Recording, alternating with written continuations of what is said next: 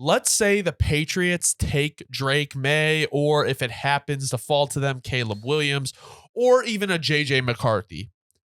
With a lot of talk about Bill Belichick possibly not being the coach next year, let's say he is the coach. Do you trust him to develop any of those guys?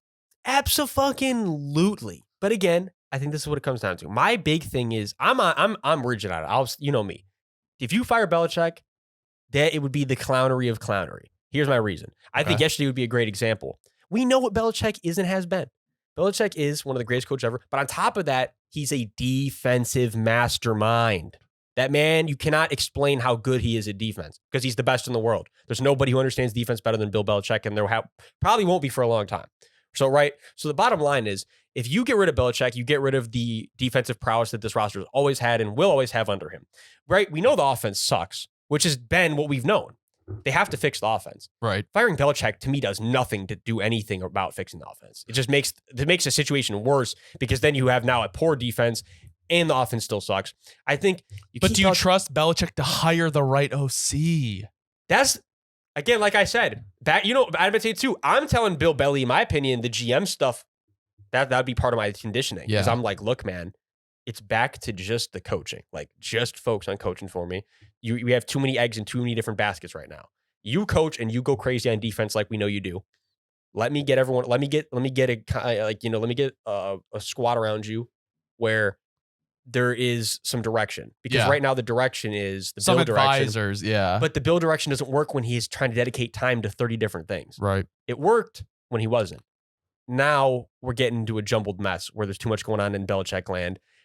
Take away the responsibility so he can maximize what he's good at. Right. But I think, again, to answer the question shortly, it's like they're not, I feel like, as far away from being back to being a better team as we think. It's just like that offense is so putrid that it starts with fixing that immediately. I mean, yeah, I think we know what the Patriots are now at this point of the year. I think they can maybe win one more out of the remaining 3 games. The Chiefs got a win. Was it very pretty against a 3-win team? Not really. Was it convincing? No. Fuck no.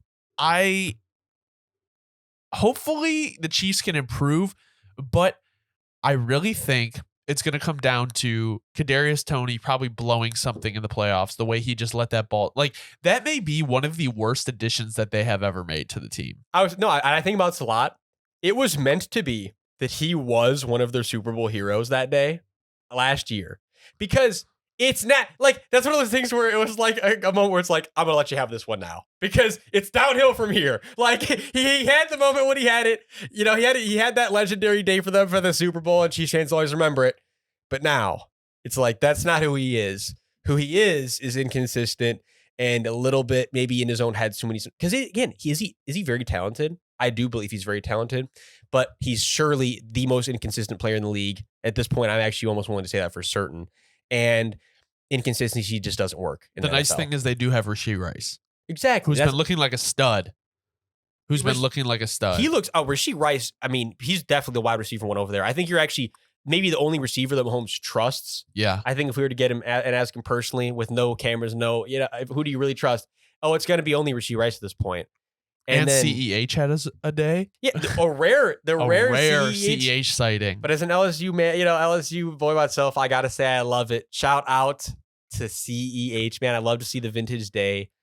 And then, but other than that, there's really not too much to say. Other than the Chiefs drop issues and all those things along the line just continue to be an issue. I mean, the Chiefs have issues. Their guys, they have discipline issues. They have drop issues. They have chemistry issues, I would say, even seemingly to an extent. But that's the thing about the Chiefs. It's so funny, and that's my last note about them is it just feels like they always do. They'll find a way. But to look like a completely different team in the playoffs. Am I saying to win everything? No, but I'm just saying to look like a completely different team. They'll find a way. I just think my thing is I think they'll probably meet their match pretty early in the playoffs this year. I don't think they have the talent on offense to really compete with a top team like the Ravens. I think the Ravens shut them down. It's going to be it'll be very interesting to see them in the playoffs. And as of right now, I would agree with that take. I never am going to count the Chiefs out, but is it ever felt more disfavorable to them? To me, no.